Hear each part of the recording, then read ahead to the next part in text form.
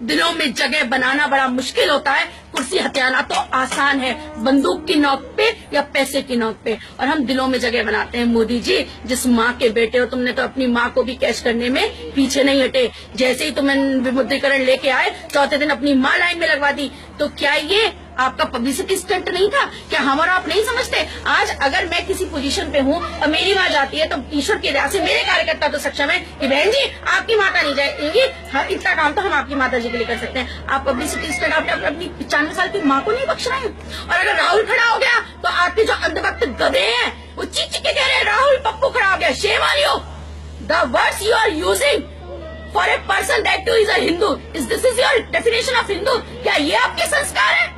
आप अमीर और गरीब को भिड़वा रहे हैं। कल की शब्दावली देखी थी, आपको क्या उस शब्दावली और उस भाषण से ये नहीं लगता कि एक अहंकार का मुकुट उनके सर पर बैठ गया है और अहंकार में बोल रहे हैं कि जनधन वालों आप तुरंत कहिएगा कि मैं मोदी को अभी चिट्ठी लिख रहा हूँ और पैसे वापस मत देना। क्यों साहब? जिसका वो पैसा वो मोदी ने कमा के दे दिया था। मैं तो कह रही हूँ बिजनेसमैन है, जब इस देश का सिस्टम ऐसा है और उसका पैसा है और वो उसको इंतजाम कर रहा है और 2.5 लाख में से कुछ ना कुछ तो उस गरीब को दे रहा है और आप उसे शिक्षा दे रहे हैं बेईमानी की। इसका मतलब आप क्या सिखा रहे हैं? बेईमानी सिखा रहे हैं, आप भ्रष्टाचार सिखा रहे हैं, आप काला बाजारी सिखा रहे हैं। वाह जी वाह, आप ईमानदारी की चादर ओढ़ के अपने बच्चों को ये शिक्षा दे रहे हैं।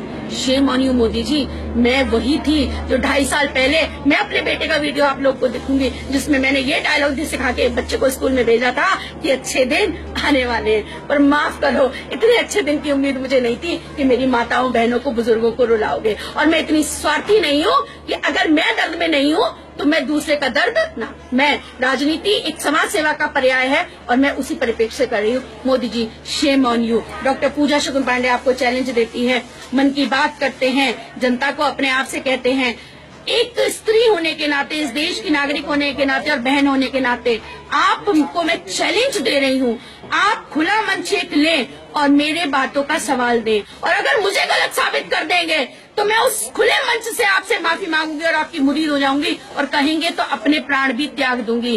परंतु अगर आप हार गए तो आपको सत्ता से तुरंत जो है त्याग पत्र देना होगा। मैं किसी राजनीतिक पार्टी की राष्ट्रीय सचिव होने के नाते आपको ये बात नहीं कह रही हूँ। मैं एक हिंदुस्तानी महिला, स्त्री, माता, बहन होने के नाते अपने देश के राजा से गुहार लगा रही हूँ। अगर है हिम्मत तो डॉक्टर पूजा शुक्ल पांडे से 2 बातें खुले मंच पर करें, मजा आ जाएगा, विपक्ष भी चुप हो जाएगा और आप ठीक है तो आप कीजिए, नहीं तो